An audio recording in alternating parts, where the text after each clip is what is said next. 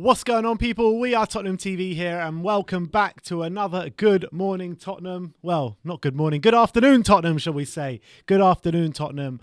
We've got a lot of updates to get through today. We're going to be concentrating on the Alistair Gold and Athletic comments that have been made over the past 24 hours. There has been a lot of updates, but the main actual point, and the one that's actually just broke, is that 10,000 fans will be in for the last home game of the season against Aston Villa on the 19th of May.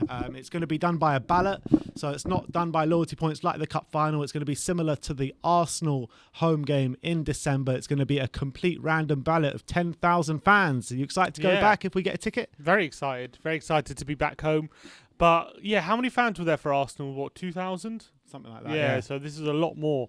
And I'll just read out what Spurs have said in their statement. It says, "We are delighted to confirm our plans to welcome 10,000 fans back to the Tottenham Hotspur Stadium for our final home game against Aston Villa on Wednesday the 19th. Kick-off at 6 p.m, subject to government confirmation of Step 3 protocols becoming active on May 17th. It then says, "This represents the first time fans will be present for a match at the Tottenham Hotspur Stadium since the last December, when we were able to stage 2 back-to-back games against Arsenal and Royal Antwerp. Of a capacity of 2,000 back then. The increased capacity for the Villa game sees us open our south stand and level 5 of the east and north and west stands to general admission supporters, with premium areas opened in both the east and west stands. We are delighted we can now start to welcome back supporters in greater numbers to round off the season. It means we can further reward season ticket holders who show great loyalty in paying a deposit for their 2021 season ticket last summer, and our executive members who have paid in advance for a multi-year package. We shall once again be applying a proportionate allocation of tickets between season ticket holders, premium and other stakeholders such as partners and affiliates, of course." It says season ticket holders, including those on our access scheme, are now able to enter the Aston Villa ticket ballot via e-ticketing. The ballot will remain open until 11 a.m. on Monday the 10th of May. So you have until Monday on the 10th to apply for the tickets, and it'll be a random ballot. So good luck to everyone applying. But 10,000 is a pretty sizable amount. But one thing I would say, 6 p.m. on a Wednesday. You know, you welcome fans back. Yeah, you wait all this time to allow fans to get back in the stadium, and you make it 6 p.m. on a Wednesday when people have work. People don't knock off till half five, and you're making it near impossible for a lot of these fans to attend. Is that down to Spurs or is that down to Sky? It's definitely, yes. Obviously, the broadcasters will have a lot of say in it, but I think both of them. Spurs should definitely be saying, "Look, this is ridiculous. Why are you making us play at 6 p.m. on a midweek when we're just welcoming fans back?" I mean, it is a bit ridiculous that they've chosen to do that, but at least it's a good thing that fans are being welcomed back there. Yeah, look, I think it's a step in the right direction at the end of the day. That's what we want. We want fans back in stadiums. We want full capacity. We want to go to the Tottenham Stadium. We want to sing our songs, you know what I mean? Going back to Wembley for that cup final, even though the game was absolutely dire, I mean, it was great just to be back in the stadium, being in amongst the fans again, seeing a lot of people that you haven't seen in a long time. I mean, it's a step in the right direction. So in terms of the 6 p.m. kickoff, it's not great, it's not ideal, but I think it's a step in the right direction. They should care about the fans more, about why they're making it so early on a weekday for the first. This is your first opportunity in months. We're getting fans back, and a lot of fans will be ruled out. I mean, a lot of fans are already ruled out, but a lot of fans who could maybe go are going to have to give it a miss because it's too close to when they finish work. So I don't think that's a good thing in my opinion, but at least, look, it is positive that fans are being let back in, but I just don't think they're taking the fans into consideration when they're doing it. Well, if they're not taking fans into consideration, there are 10,000 people that are going to be let in. So maybe a third protest in however many days. Good. Protest. They should protest. It's a great opportunity for it. Yeah, I agree. Let our feelings known. I wonder if they'll say our banners are not COVID friendly. You're not allowed anything ENIC out inside the stadium. They'll probably take it off you as you walk in. Oh, exactly. It's because of the pandemic. No banners, no signs. Can't bring any signs in. Afternoon, Danny Kiriakou in the chat. And Danny Kiriakou with a very interesting update on Twitter today. Very interesting.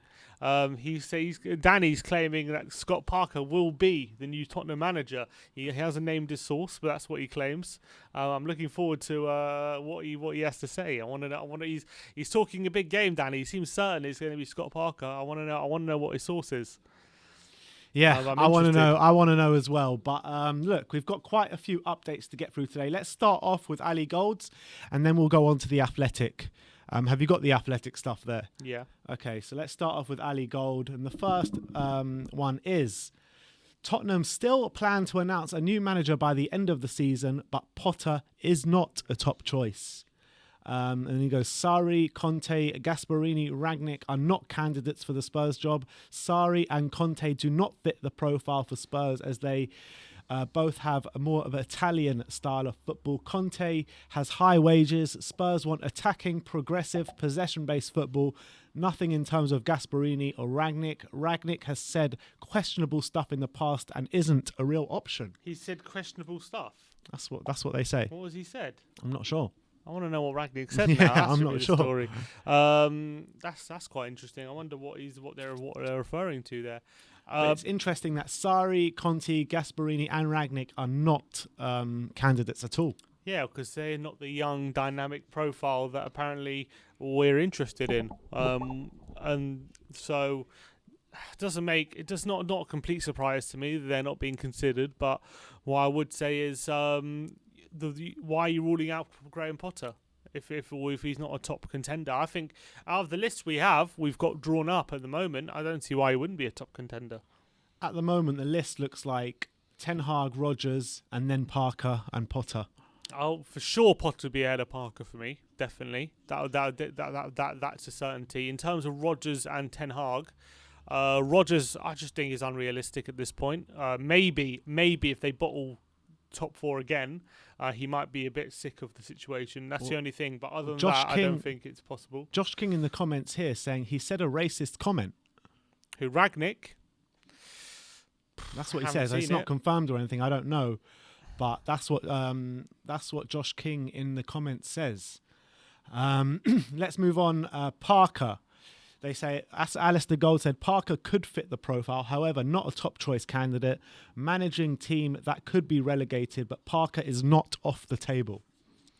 I don't know. I think this is way, way, way too early for Scott Parker. Like, look, he's done okay with Fulham, but at the end of the day, they are going down. And I think for their team, I actually think they shouldn't be going down. I actually rate a lot of their squad. I think they've got a decent team, and he turned it around well.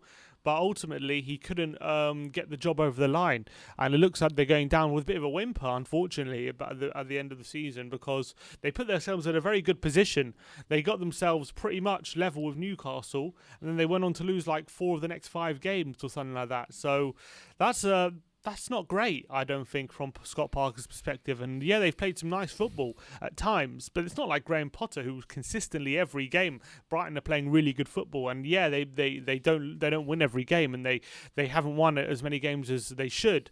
But at least you can see every game they're outplaying the opposition. Whereas Fulham, you can't really say the same with Fulham, I don't think. And I know he's a former Spurs boy. I know he probably cares about the club, and I know he's got a lot of friends at Tottenham, I'm sure. But I don't know. I think the talk about Scott Parker is way, way too premature for me. Way too premature. And I wouldn't consider him at all. I remember when, before Parker joined Fulham, when he was coaching at Tottenham, managing the under-18s and what have you, I remember there were noises coming out of the club that he was very, very highly thought of in terms of a coaching perspective at Tottenham.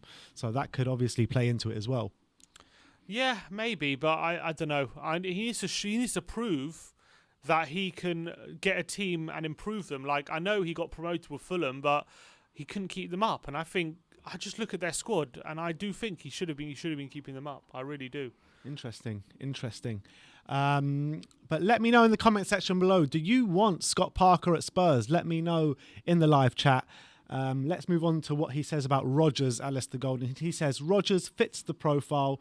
Tottenham really looking at him, however, probably won't leave Leicester if they make Champions League. High wages, wouldn't write Rodgers off entirely. Thinks it may be someone people are writing off or someone we haven't heard mentioned yet? Well, we've heard him mentioned a lot of times, but I think that since his comments, it's a no-go, really. For what Danny in the comments saying, from what I've been told, Parker is looking more likely, and the people at Tottenham are starting to change their mind on him, having him now than in the future. I don't know. In terms of Rodgers, I just don't see how Tottenham represents a step up right now from Leicester. In terms of if it was just this season that Leicester were outperforming us, I would say fine. But last season they finished above us. They were in the top four for the majority of the season. They just let it slip right at the end.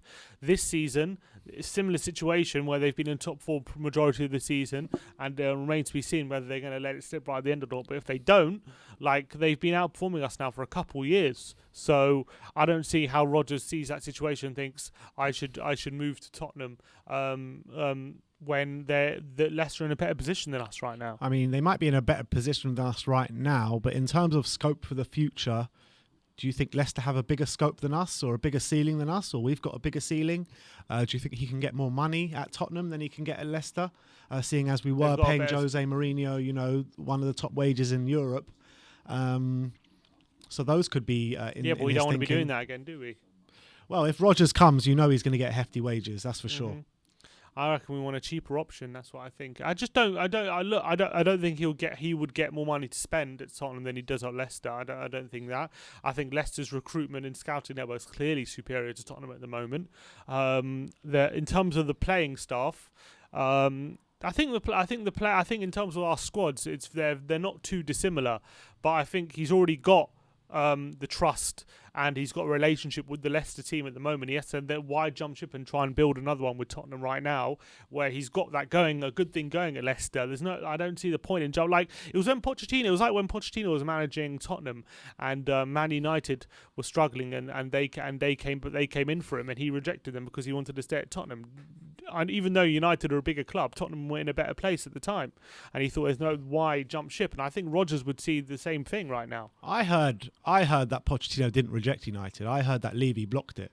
I heard that Pochettino actually wanted to move to United. From who? From sources and from rumours that I heard. Obviously, we don't know if it's true or not, but we don't know if what you're saying is true or not either, so we don't really know. But from what I heard is that Pochettino actually wanted to go to United, and for the last year and a half at Tottenham, or last year at least, he didn't want to be there. I don't know. So, when you're saying when he was in that Champions League run, he didn't want to be there? That's what I genuinely believe that. I think that if we would have won it, he would have left. Yeah, but I wouldn't. Yeah, but not because he didn't want to be there, because he'd done all he can do. I think he didn't want to be there because of the way he was being treated by the board. He deserved that. He demanded a lot more respect and kind of what he wanted than what he was getting. Yeah, but that's a different situation. Yeah, of course it is from Brendan Rodgers, because he's getting what he wants at Leicester. Of course it's a different situation. But in terms of what you're saying about Pochettino not wanting to go to United, I actually think he did want to go to United. Maybe, I don't know. Okay, possibly. But I'm just saying I don't think Rodgers would see Tottenham as a massive step up right now. No, I agree. I agree. And I don't see why he would force his way out, because that's what he would need to do, really, because I can't see Leicester rolling over and allowing this to happen unless Rodgers really pushes for it. So I don't see this being viable. I mean, look, I think it's going to be very difficult, and I don't think it is going to happen. But when you look at it from the bigger picture, do you look at Tottenham as a bigger club? Do you look at Tottenham as do we have a higher ceiling than Leicester? Probably, yes, but doesn't mean now's the right time for him.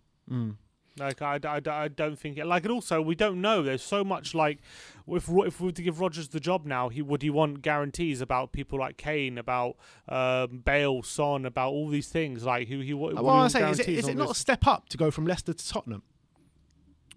In theory, yes, but in practicality, right now, no.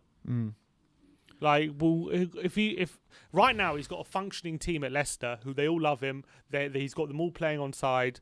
He's getting Champions League football. Whereas at Tottenham, he would have to build a new system. He would have to gain the trust. He would have to weed out the players he doesn't want and all that kind of stuff. Why would he want to leave in the middle of a process at Leicester when he's achieving well and try and start a new project at Tottenham when he hasn't finished the job yet at Leicester? I just don't see why. What is finishing the job at Leicester though? I don't know, winning something, like achieving something. If he wins the FA Cup this season, Like, finishes in the top 4, what more can he do? Right, there, but why? Exactly, that's my point. Though, why would he? Why, once he's finishing top 4, why would he want to leave without experiencing a Champions League campaign with Leicester? Why would he jump ship? And like, that's not finishing the job. You go through the Champions League campaign and see how well you can do. You don't just jump ship in the middle. That would be really poor from him, I think. I don't see why he would do that, and he seems happy there. He doesn't seem like he's desperate to leave or anything like that. I absolutely agree with you. I don't think Rodgers is going to join Tottenham. I don't think it will happen. I'm just asking the questions. I'm giving an explanation. Eric Ten Hag, Alistair Gold says we could still go for him, but fees would be much more expensive now. Which obviously makes sense. Yeah, obviously, with the contract, it's important to note he did not sign the contract. It was Ajax that triggered an extension when we were obviously interested in him and we were having meetings with him. So it's still a very viable option, Ten Hag. It's viable, but it's more expensive. It's more expensive for a manager who are we really that serious about? If we were, we probably would have pushed for it before they triggered the extension or whatnot. We had no option because we had the meeting and they literally triggered it the same day or the day after or something. I know, but they must have been like the talks that happened. Obviously, we had no choice about them extending it, but I don't know. It seems like we're not that serious about him.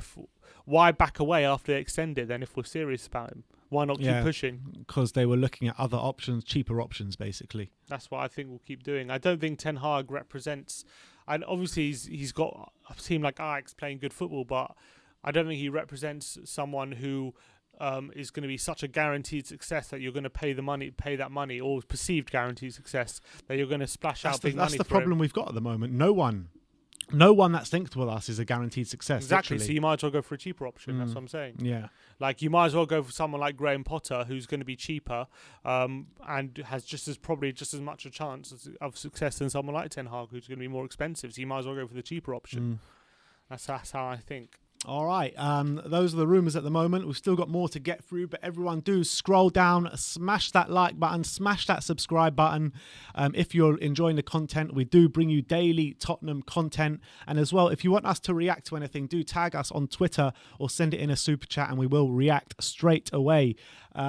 Let's move on. More from Alistair Gold, this time on Ryan Mason.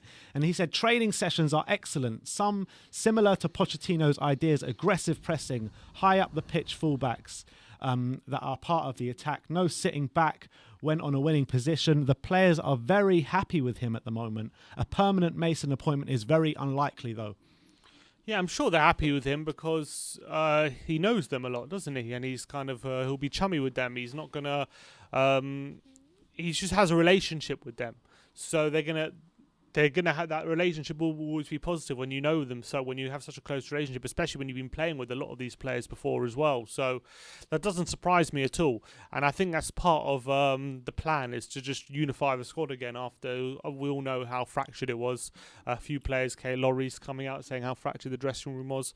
So that's what Mason's main aim has been. But whether he could look. There's one thing unifying the squad, and there's one thing managing at a top level, isn't there? And taking us to a next level. Exactly. And when push comes to shove, when there's real tactical battles in big games, quarterfinals, semi-finals, and things like that, whether he has the ability to be managing those kind of games, it's obviously probably not. But right now, from what we need, it's it's probably a decent option just to unify the squad from now to the end of the season. That's what the plan was.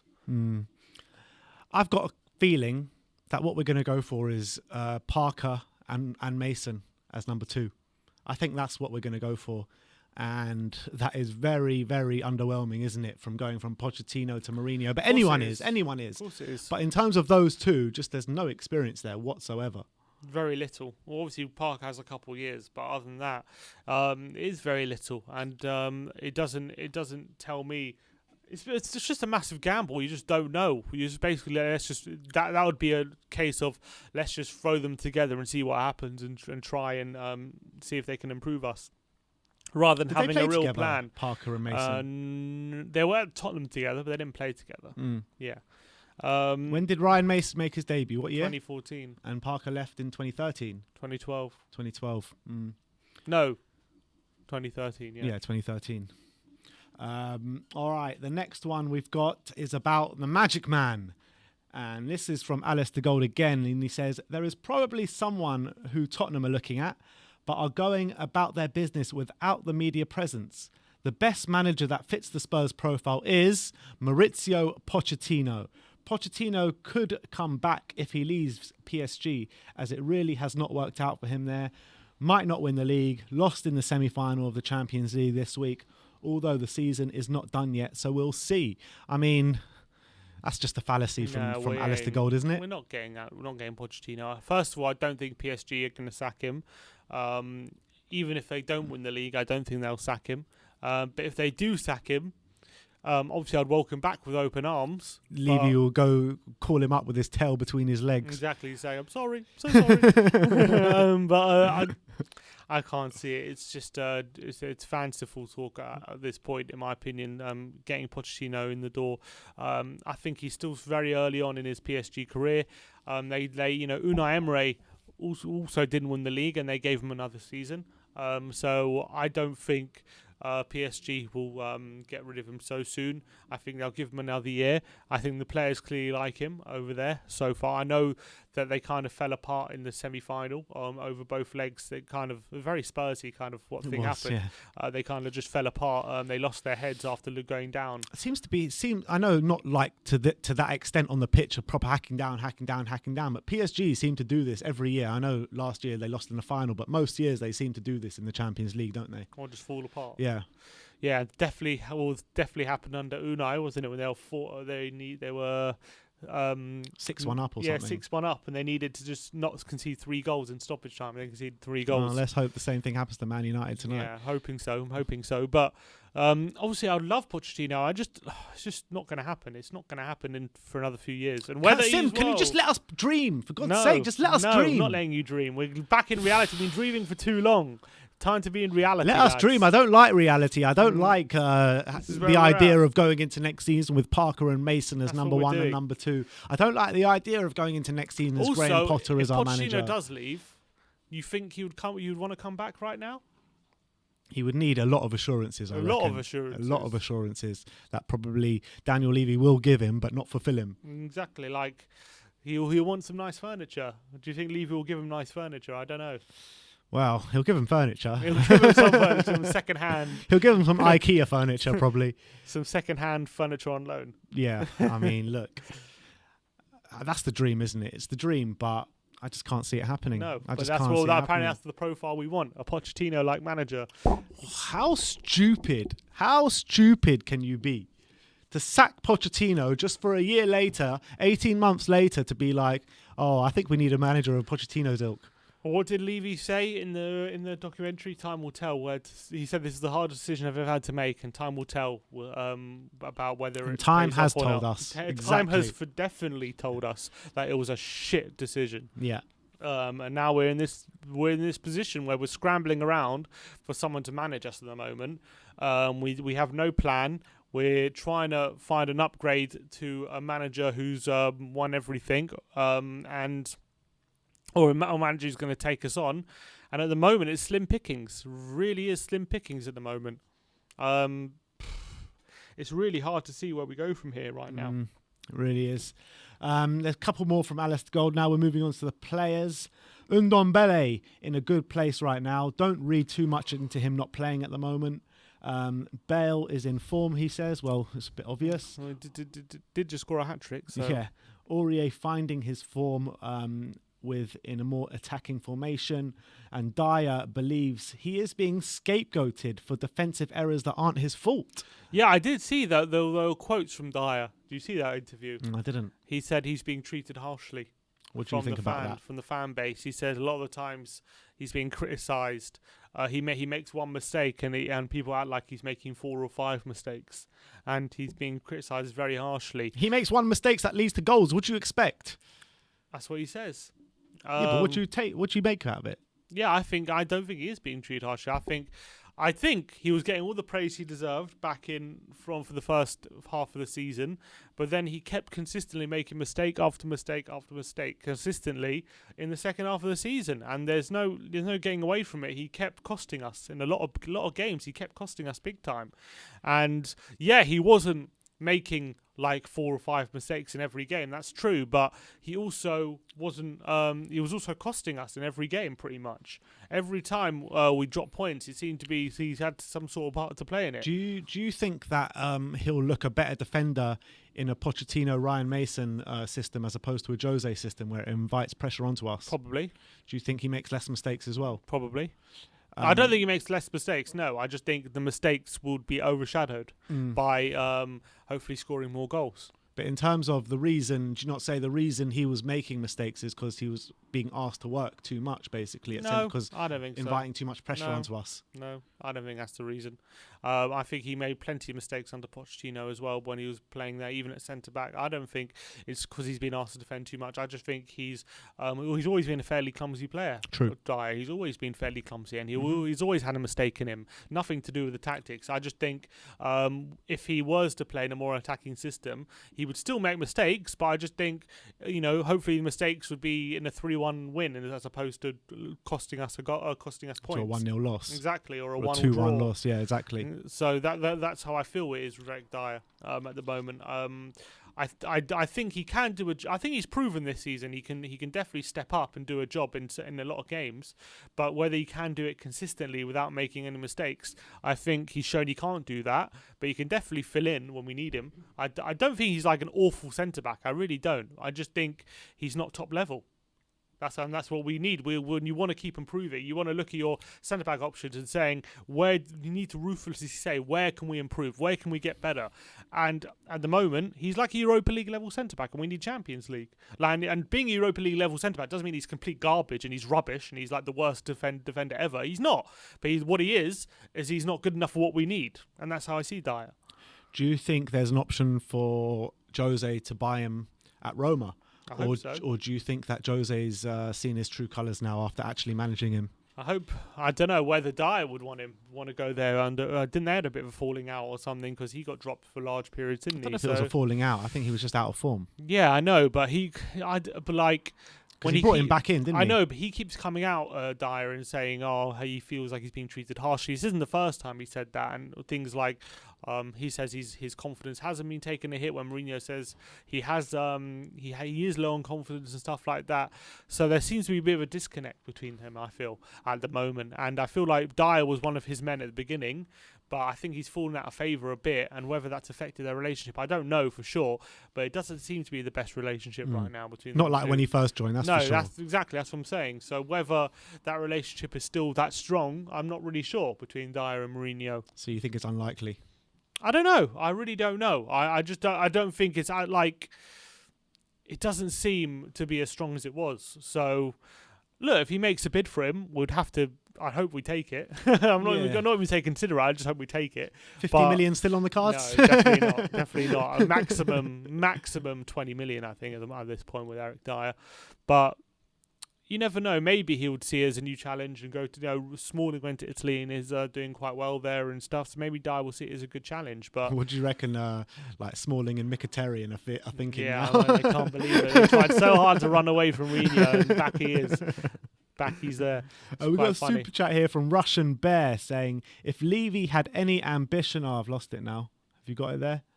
Oh, here we go. Yeah, if Levy had any ambition, he would go everything possible to bring Rodgers in or a manager of similar ilk. However, we all know it won't happen. I mean, who is a manager of similar ilk to Brendan Rodgers?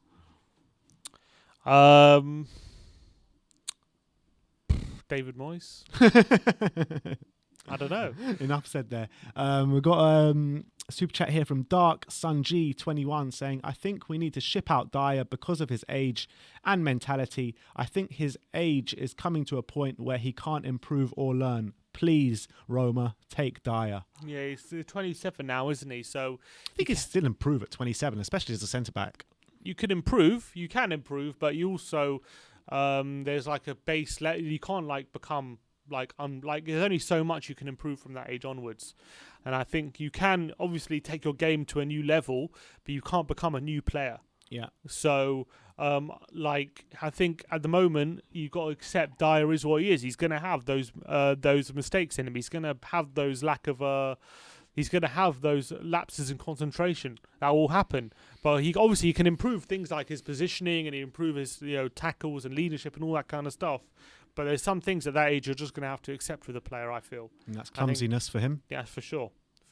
And that's just something we're going to have to accept with Eric Dyer at this point, I feel.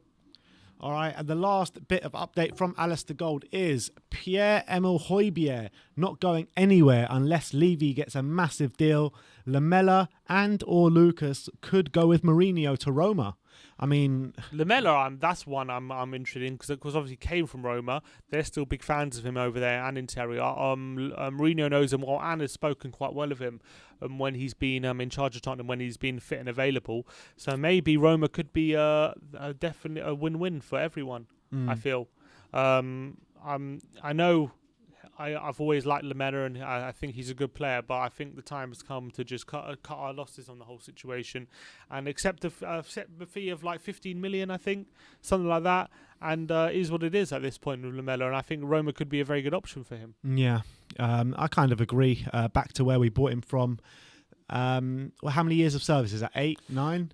2013 he signed, wow. So 8 long years, time, yeah. Man. Long time. Keep him another 2 Not years far just to off get the it, testimonial. Yeah, not worth it. But in terms of Lamela, yeah, I think it's time for him to go this summer. I like him. I really like him as a player, but we just can't seem to get him on the pitch nearly enough. Can't rely on him. We can't rely on him. We can't have it's been too long where he's been in the squad, where he's not available for way too much of the season, and it's unfortunate because he's a good player when he is available. But how much longer are we going to be wasting a foreign place in the squad on someone who's only available for, at maximum half a season at this point? You know what I mean? So it's just untenable situation where we know we're always struggling for European spots, aren't we, or foreign places in the squad. We're always struggling to sell players as well. So if an opportunity comes where we can open a space up, I think it has to be taken. What about Lucas Moura? What about Lucas Moura? What about him? I think if we get a good offer, I'll take it. But that's what I'm saying. That was in the update as well. Lamela or Lucas to Roma. Yeah.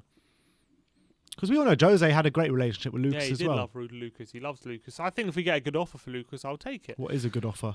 I think How much did we pay? 22 or something? 25 million 25. around. Yeah, I think if we get our money back or a bit more than that, it's probably worth taking. And then we can reinvest that.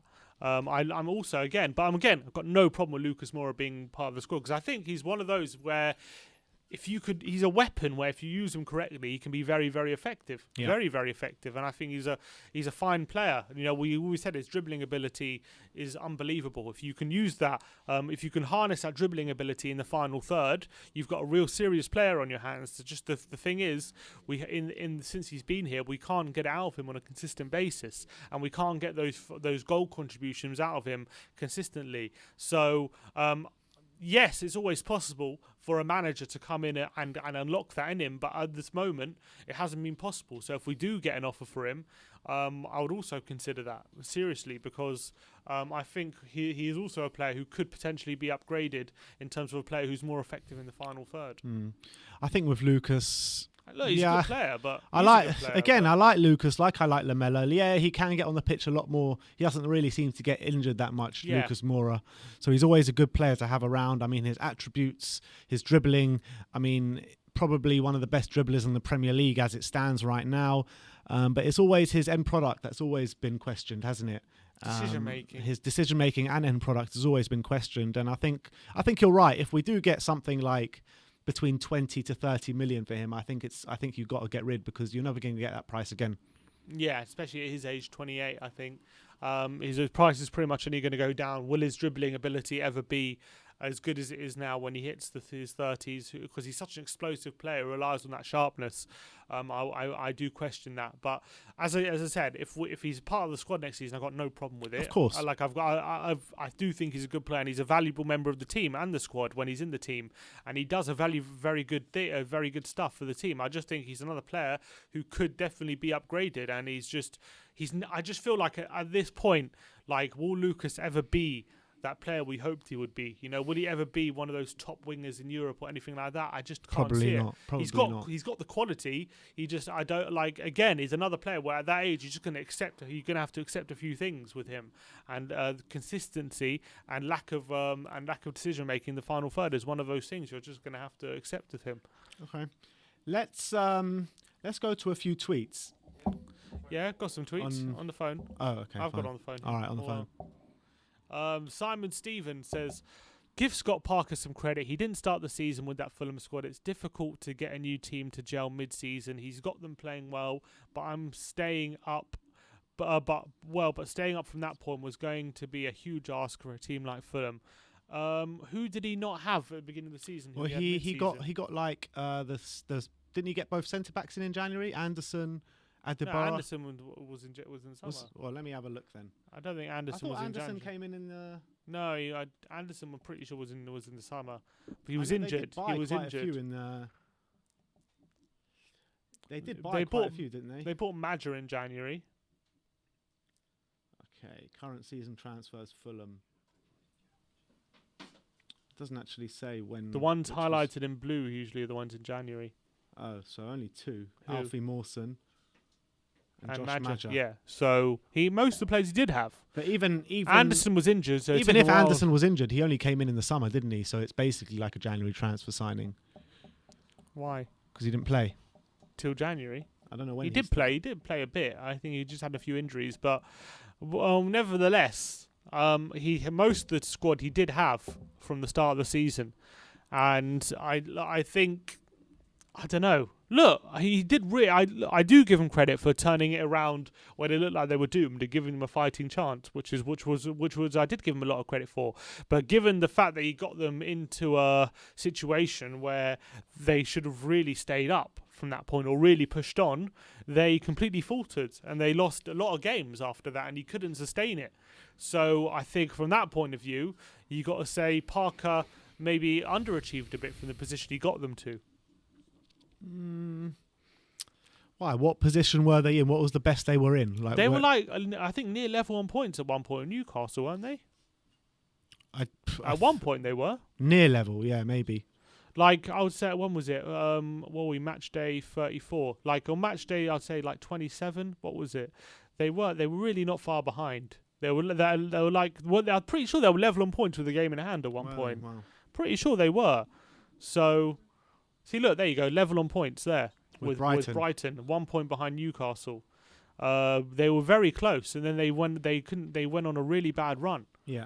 So, like the way they were playing. The thing is, though, in that bad run that they were going on, they still had a lot of those games where they played well, probably played better than the opposition, just couldn't get over the line. Like a lot of the Brighton games. No, I disagree. They weren't as good as Brighton play. I'm not saying as good as Brighton, but that was the case in a lot of their games where they played well and just couldn't score or get over the line. But they were going through that period where they played really well. They just couldn't put the ball in the back of the net. Yeah, to an extent they had a few games like that, but they had a lot of games like that. I don't know. I remember when they completely played Liverpool off the park in one of the games. They beat them. Yeah, they beat them, and they also drew them, didn't they? They drew them. And they drew them at Fulham. That was also impressive. Yeah, look, I'm not saying they haven't played well. They have played well. A few games this season. I'm just saying, like from where they were playing, and then to go on a run of like 5-4 or 5 defeats in 6 games, I think was really poor, and they'll be very disappointed with that. And I think Scott Parker. Should have done a bit better from that, because I really think to get it to the position they did, where they were literally level on points with 17th, and now in a situation where with 4 games to go they're 9 points off the pace. Like I don't think they should be in this situation. I think they should be a lot closer to staying up right now. I really do. I think they've got a good squad. I think they do have a good squad. So I don't think he's been awful. He's done an awful job. I just think he did well for a bit, but has faltered at where it really mattered. That's what I think with Parker. Another super chat here from Dark Sun G saying Lamella and Son can't play together play style wise. Son, I think if we want to keep Son, we should sell Lamella for about 18 million. Look forward to Leeds 4-1. He's saying 4-1 against Leeds are going to win. What'd you say to that? Can Lamella and Son play in the same team? Can Lamella and Son play in the same team? Yeah, I don't see why not. I don't see the problem with Lamella and Son playing together.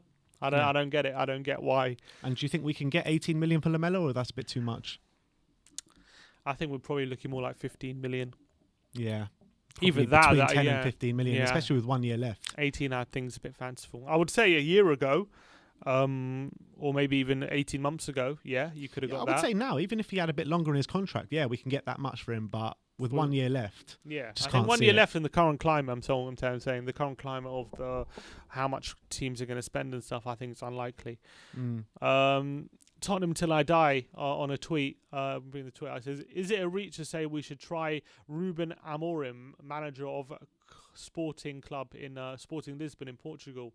I don't know I don't know him, to be honest. Ruben Amorim. Ruben Amorim. Never heard of him. He is 36 years old, so a fairly young manager. Are they top of the league or something in Portugal? Yeah, I think so. I'm just checking it now. Yeah, they're top by 9 points. Oh, so he's smashing it out. That's pretty good. Benfica not doing well at all. No, they're not. They've struggled big time. Let's see his managerial career. He was at Braga before for not many games. He only managed 13 games at Braga, and he's been manager at Sporting, I think, since lockdown, March 2020 till now. Right. And he's played pretty well. He's doing a good job. 72% win ratio, that's really high. But he's in the Portuguese league. He is in the Portuguese league, but remember he has got Porto and to deal with, and he's doing. I know Porto got to the quarterfinals of the Champions League. That's why it's 79%. Huh? That's why it's that percentage because he's probably lost to Porto. Yeah, that's it. Well, but he is top of the league by 9 points. Yeah, to be fair to him, Porto, as I said, they got to the quarterfinals of the Champions League. They losing to Chelsea, so they're no mugs. Porto. It's not like they're an awful team. They did pretty well in the Champions League. So maybe this is someone who we should look at, but again, very little managerial experience. Whether it would be a smart move to go for an untried Portuguese manager who's doing well, yes, in the Portuguese league, but probably needs a bit more time to prove himself. I'd like to go for someone with a bit more Premier League experience, to be fair. Which is what the Athletic was saying in their article. Right, let's look through the Athletic updates. There's not much difference to what you said. But I thought the Athletic said that we're not likely to confirm a manager till after the season, and Alistair Gold said we should do before the end of the season. That's the main difference. They said Spurs will have to wait a little while longer to appoint a manager. An appointment is not expected until after Spurs' last game of the season away at Leicester on May 23rd. Tottenham are in no rush, according to the Athletic, to appoint a manager. It says, contrary to fears, they will be restricted to picking from those managers currently out of contract and therefore not requiring a hefty compensation fee. Tottenham would be in a position to recruit a manager from another club should he be the right candidate. The fact that Mourinho has been appointed as a manager of Roma will also reduce how much money Spurs will pay for their former manager. With Mourinho, so that's positive. They're saying they're looking for a manager who wants to blood in the youth players and they want Oliver Skipp and Ryan Sessegnon to be part of the first team next season. That's lucky positive. You said that because someone literally just asked, will Sessegnon, Skipp and Scarlett be in the squad next year? Well, there you go. Well, under Mourinho, he said Mourinho said Scarlett was going to be part of the first team, but whether a new manager sees a 16-year-old or 17-year-old as part of his plans, he's a diamond, mate. Seen. He is a diamond. Look, clearly he's very highly thought of at the time, isn't he? And then other comments on the Athletic article saying, talking about Ryan Mason, says appointing Mason interim head coach last month has helped start this helped start the reunification process that was being dismantled under Mourinho. Mason is hugely popular with his players, some of whom he played with under Pochettino. He is also loved by the fans. Having won both his Premier League games so far, he may help Spurs salvage their European hopes and could save the club from a negative end of the season, although allowing for a smoother transition from Mourinho to the next man. He is only 29, but he has the authority beyond his years and has learned a lot from working with Pochettino and McDermott in the past. There is a feeling at the club that Mason should be part of the new head coach's staff, although it remains to be seen in what role. Apparently as well, right now Tottenham are still in the midst of a thorough process of appointing new manager. Steve Hitchen is drawing up a short list. Oh God, here we go. Great. Likely to be between 3 and 5 names before formal interviews start, whether face-to-face or on Zoom. A final decision will be made by Daniel Levy. That is why the appointment is likely to come at the end of the Premier League season. There is no specific target for a date for getting a new man right now. It says, because Tottenham are still drawing up a shortlist, they have not offered the job to anyone yet. So he said, even though they were admirers of Nagelsmann, who joined Bayern, they never offered him the job. It also said, nor did they offer Ten Hag the job. But it says, even Ten Hag signed new contract at Ajax does not necessarily rule him out of contention. That's what they're saying on Ten Hag. Ultimately, Tottenham want to conduct this search efficiently and discreetly, but above all with the right man. Right now, there is no one leading or favoured candidate. Only option in a process that will start that still has a few weeks more to run. And it also says Tottenham ideally want someone with Premier League experience, much as they would when they sign a player, but there's no sole criterion that they are prepared to look abroad. So basically what they're saying is the plan is we have no plan. It doesn't sound like we know we got a Scooby. We have no clue what we're doing. The hierarchy at Tottenham have no clue what's going on. As you know, every other time we've sacked a manager, we've always had a clear plan in place, always, every single time. And this time, there's literally no light at the end of the tunnel in terms of who we could get. Yeah, I don't like. There's no obvious candidate. I guess you could say the same when we appointed Pochettino. He was kind of and was not an obvious candidate at the time, and he turned out well. But it just doesn't bode well when it just doesn't seem like they know what they're doing right now. It doesn't seem like they have a clear doesn't seem plan like in their head. They have no clue. They have absolutely no clue. And I mean, we're going to end up with Parker. I know it. End up with Parker with Ryan Mason as number 2. That's exactly what's going to happen. Tell me I'm wrong. I can't tell you you're wrong. Tell me I'm wrong, man. Rovshan on the tweet says, which club do you think our top 4 hopes depend on? As Leicester has 3 difficult matches, but also they are in top 4 right now. Who do we have to keen on Chelsea or Leicester? So he's basically saying who's more likely to drop out, Leicester or Chelsea. Who do you think is more likely to drop out? Of what? Top 4. Leicester or Chelsea? Chelsea, I reckon. You're more likely to drop out than Leicester? I think so. What, because of the fixtures, or? I think, first of all, they got harder fixtures. Second of all, they've got a Champions League final to think about. I know Leicester, both of them are in the FA Cup final. So I think that Chelsea probably have more chance to take their eye off the ball, in my opinion.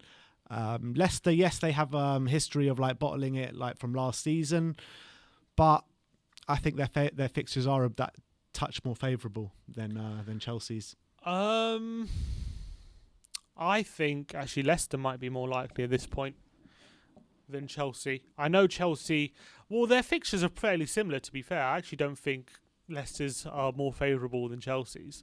Although Chelsea have Man City, Leicester have United, Chelsea and Spurs to play. Yeah. Chelsea have City, Leicester, and I'm not sure what other and Arsenal. So I don't see Chelsea's being harder than Leicester's. I think they're fairly similar. I think just the difference at the moment is the squad, the squad quality. Like Chelsea seems like it doesn't matter who they play. Tuchel's got a formation in place that has got all the Chelsea players seem to know what they're doing at the moment. So and the quality of squad is that's much superior. That even if they beat City, like that wouldn't even surprise me that much at this point. Yeah, I just got a feeling they might rest a couple of players for the league with the Champions League and the FA Cup final coming It's interesting. up. They've got a prelude to the FA Cup final and a prelude to the Champions League final, both to come. Yeah, in before the end of the season. Yeah, I mean they're playing Leicester twice in like 4 days or something. Is that what it is? Yeah. It'll be interesting to see who we want to win that game. We just have to beat Leeds. If we beat Leeds, I really think it really puts us in the mix. If we can beat Leeds and then go into that next week where Chelsea play Leicester, and then if we win our next two and see where we are, we could be in a very interesting position. Could be. Interesting position. But I kind of agree with you as well. I think Chelsea might. I don't think either of them are going to drop out, to be fair. But I think the more likely is Chelsea, just because of their fixture list. But you got to say the job Tuchel's doing there at Chelsea is unbelievable. It's madness. Unbelievable. Never seen it. Look, it's actually quite funny. Each time Chelsea have got to the final of a European competition, they've sacked their manager mid-season. Yeah, wow, is that every right? time. Every time. They've got been 3 times. When they won the Champions League, they sacked AVB and got Di Matteo. When they won Europa League the next season, they sacked Di Matteo and got Benitez. When they got to the final, when Terry slipped, they sacked Mourinho and got Avram Grant. And now they're in the final again, having sacked Lampard. So that's the secret to the success, is it? Chelsea, to sack your manager. Chelsea don't seem to care about stability in that sense. Like they seem to thrive off. Have it like being ruthless, and each manager comes in knowing either you achieve or you're out, kind of thing. There's no real projects at Chelsea or anything like that.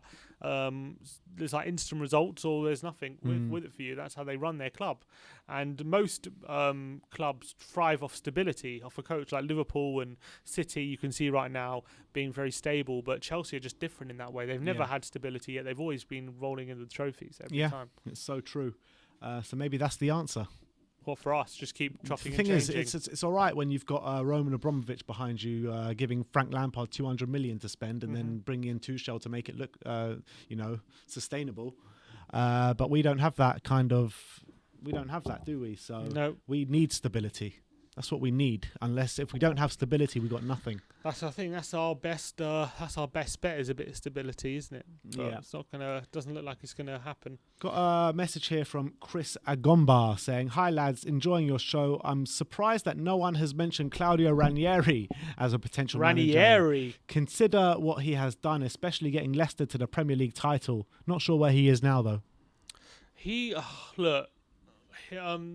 Ranieri winning the title with Leicester would always be one of the biggest flukes of all time. Like this guy has had like 10 different jobs in the last 10 years or something. It's like it's like him just trying every single little thing, and then one of them is bound to hit. And look, he hit with Leicester, but he was out of the door with less than a year later.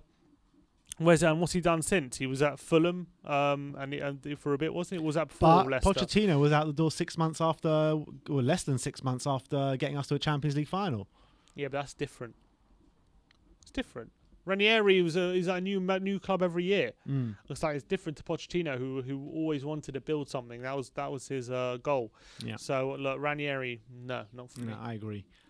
And Amish Dalai says, "Let's just all settle for Potter." That's all. Look, he's my choice. So, any other tweets to go through?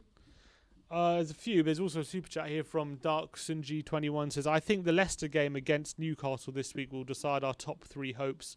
A draw or loss will show us who will drop out between Chelsea and Leicester." I kind of agree. The only thing I would say is with that game, if Leicester don't win against Newcastle tomorrow, the door is really wide open. I really think that, because if they say they draw against Newcastle and we beat Leeds, that cuts the gap to 5 points, with their next 3 games being United, Chelsea and Spurs.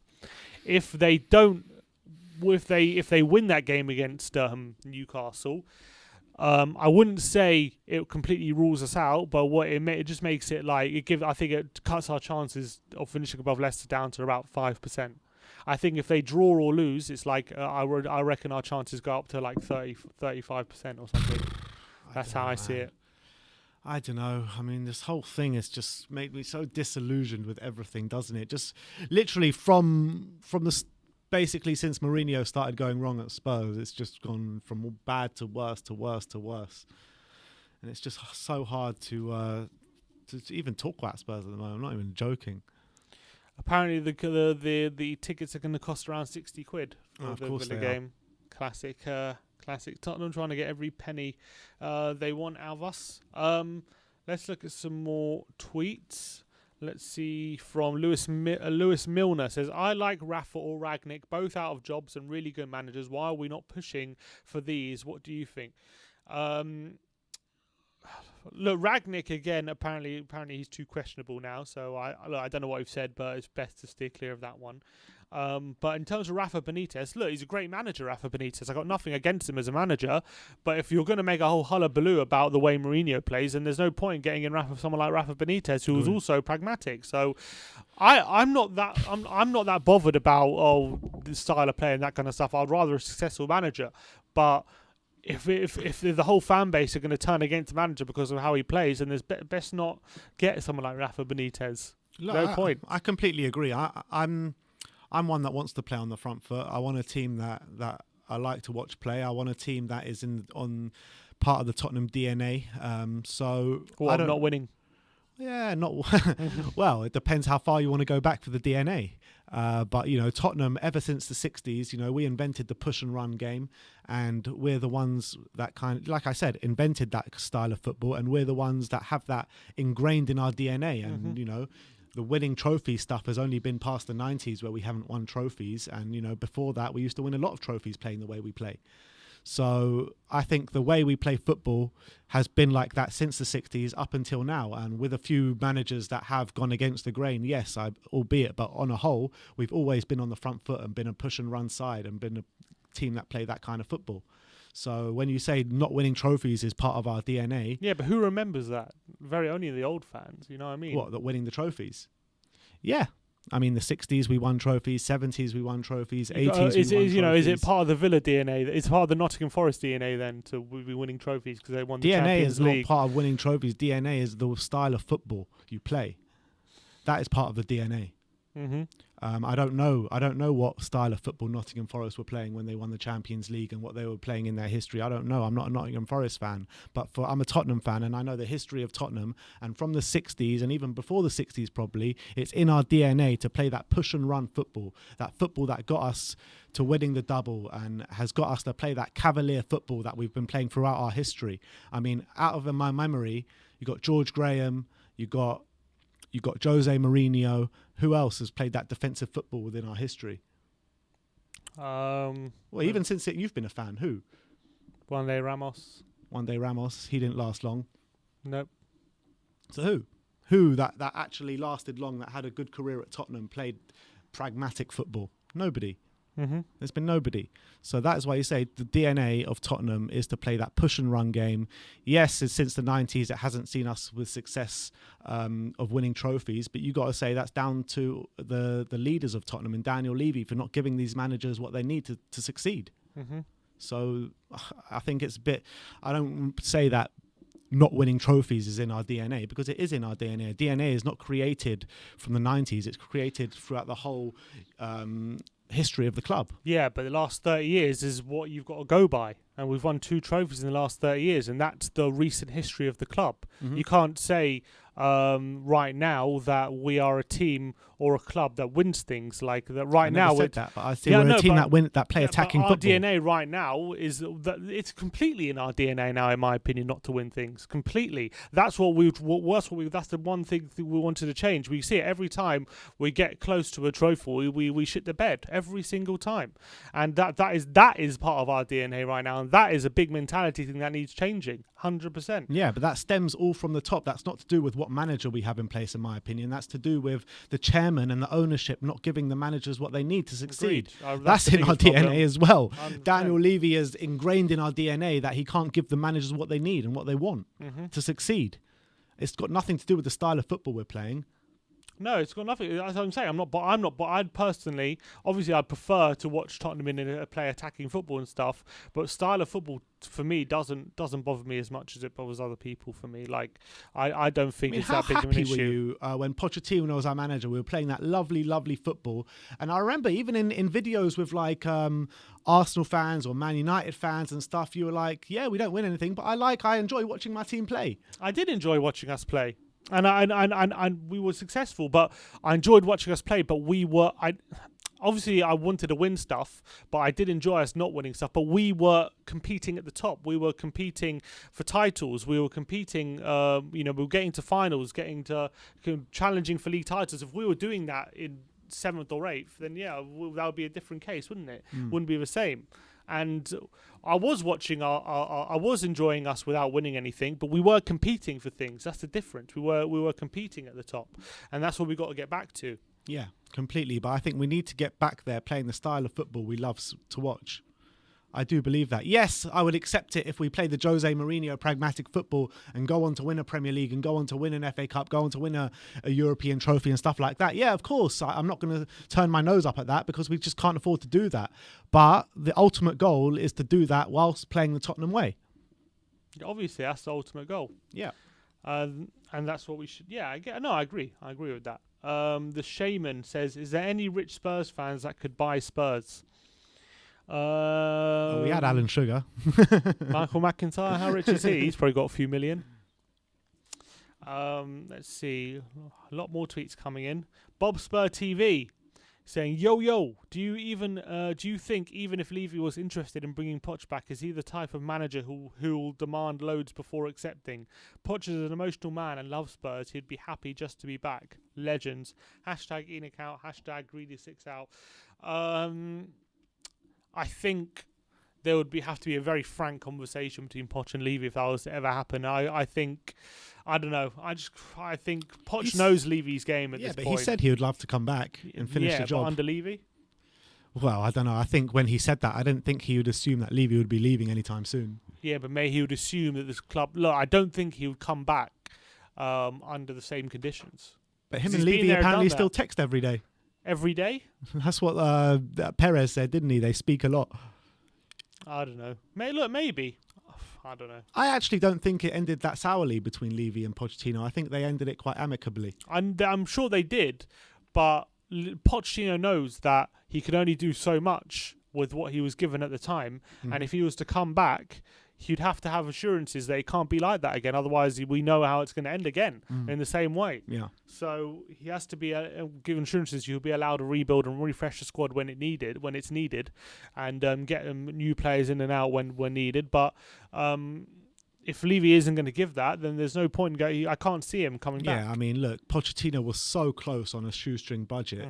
So close. Surely a businessman like Daniel Levy can tell, come on, man, just do it, man. Just give him the money that he needs. I mean, he can he can realise all our wildest fantasies as a Tottenham manager.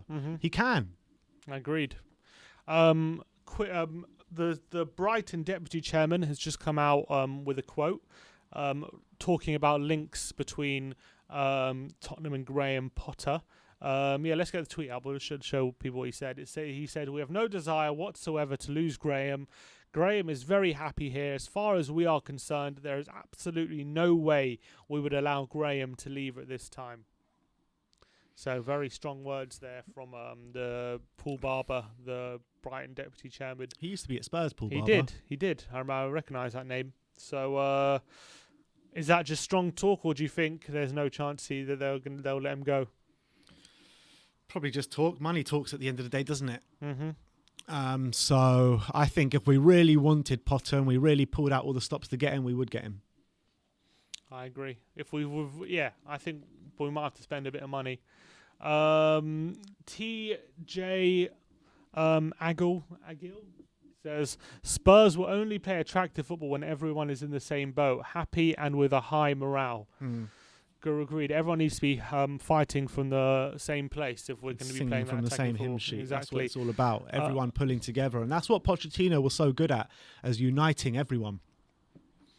Georgiou says, nightmare scenario, Chelsea win Champions League, then drop out of top four, we get the fourth spot and Arsenal win Europa. I tried not to bring that up today. We won't get a Champions League I tried place. not to bring that up today, and you can tell that's going to happen, isn't it? Chelsea will win the Champions League, Arsenal will probably win the Europa League, and we'll finish fourth and just not get it.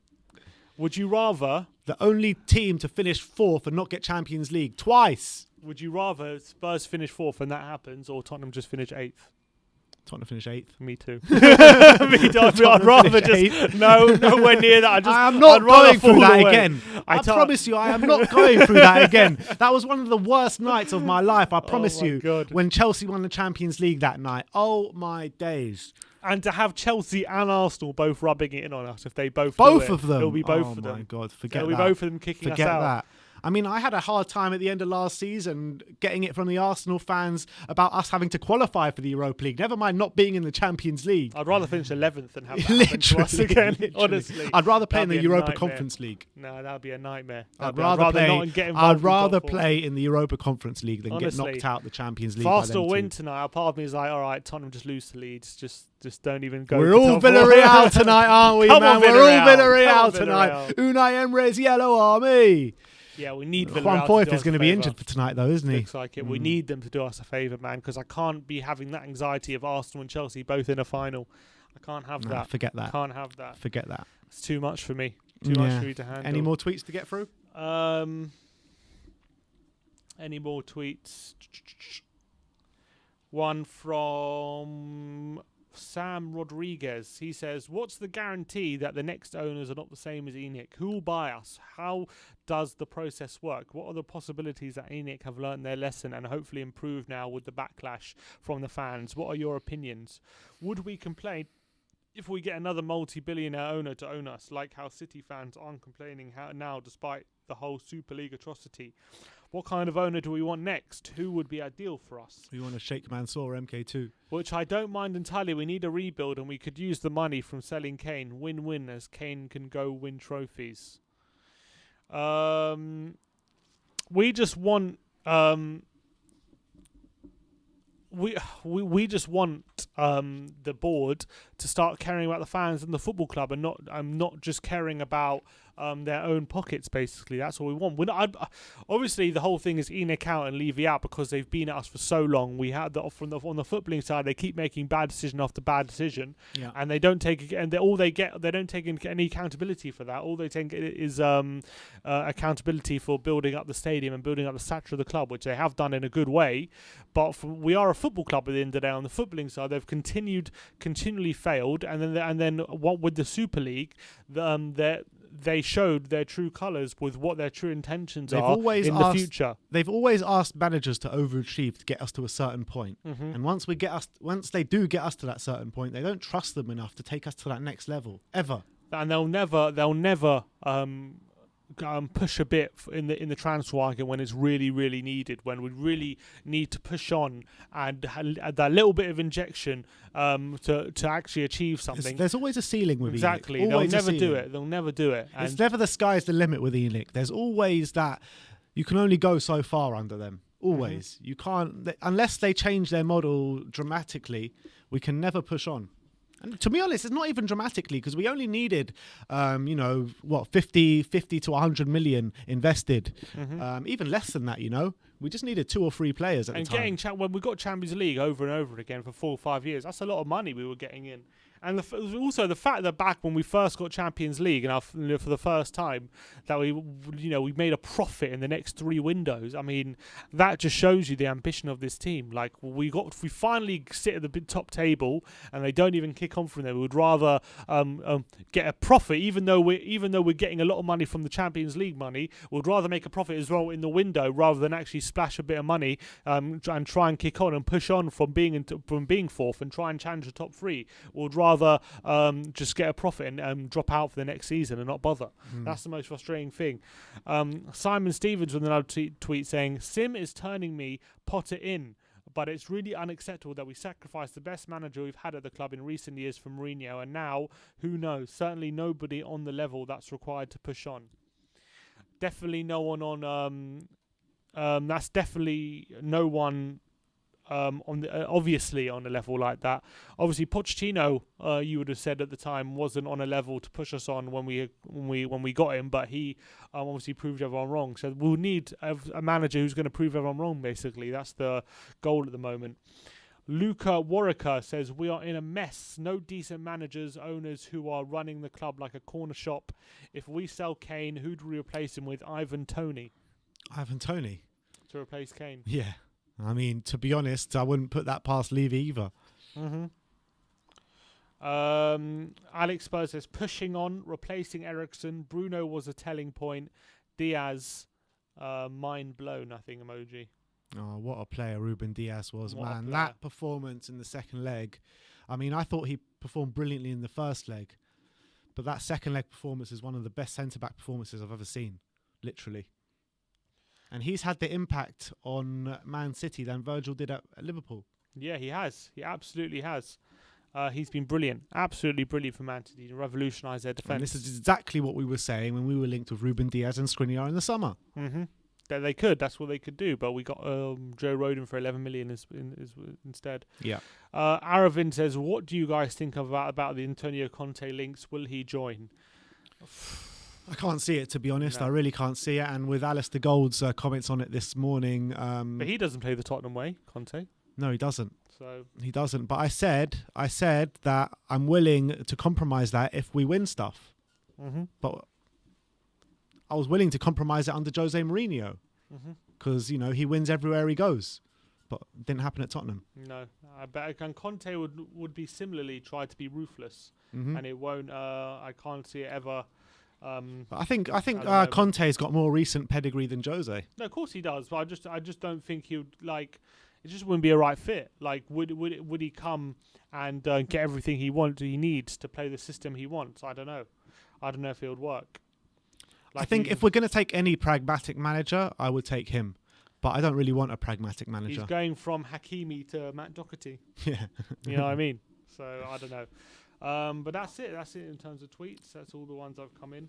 All right. So I think that is it for today. That is your good morning or good afternoon, Tottenham, wherever in the world you are. It's morning somewhere, so we'll still call it good morning, Tottenham. But look, thank you everyone for joining us today. There was a lot of talking points. Last minute super chat here. We'll just read that out from Dark Sunge 21 says, what happens if Chelsea beat City and they don't get top 4 and we get 4th place? Also, even if Arsenal goes to the final, I doubt they would beat Man United. Well, you can cross your fingers. What would happen? Only makes a difference if Arsenal win Europa League. If Arsenal don't win Europa League, it doesn't matter. But if Arsenal do win Europa League and Chelsea finish outside the top 4 and win the Champions League, then 4th doesn't get Champions League. All right, so there you have it. That is our good morning. Tottenham today spoke a lot about the managers, about the players, about who we want as our next manager as well. A lot of heated debates going on today. So thank you everyone for joining us today. Like, subscribe and comment. And as always, come on you Spurs.